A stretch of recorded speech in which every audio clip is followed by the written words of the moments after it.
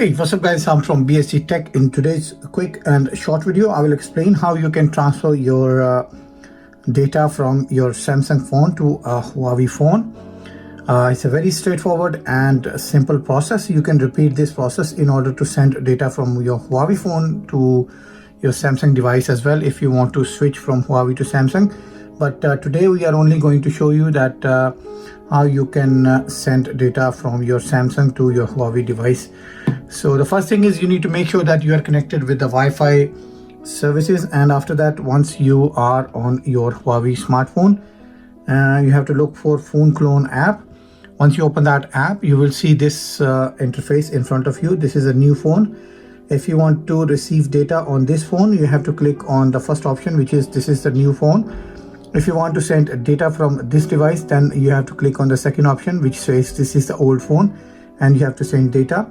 So I will click on the first option. Then we have to select the device. If you have an iOS device, which is an exceptional case, you can use that in the third option.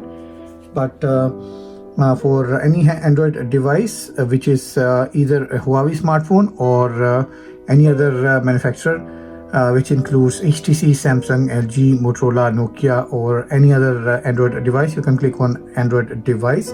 And then this instruction pop-up menu will appear on your screen, and it will ask you to install the Phone Clone app, which is right in front of us. As you can see that there is this app called Phone Clone. So I will click on next, and in the meantime I will click on install button and wait for the installation to finish. Then you can open this Phone Clone app in order to start the process. Very simple and straightforward. Depending on the size of the data you are planning to transfer, it will take some time. So here we have the phone app, and this is the old phone. Let's go through the basic setup process and give this phone a permission, and then it will ask you to scan the barcode. And as you can see that we have scanned the barcode, and both phones are now communicating with each other. The best practice is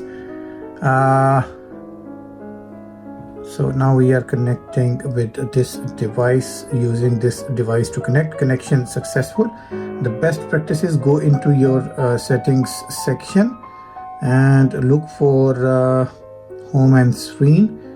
Basically you have to increase the on-screen lock time, display and brightness. It should say 30 seconds, but let me set it to never.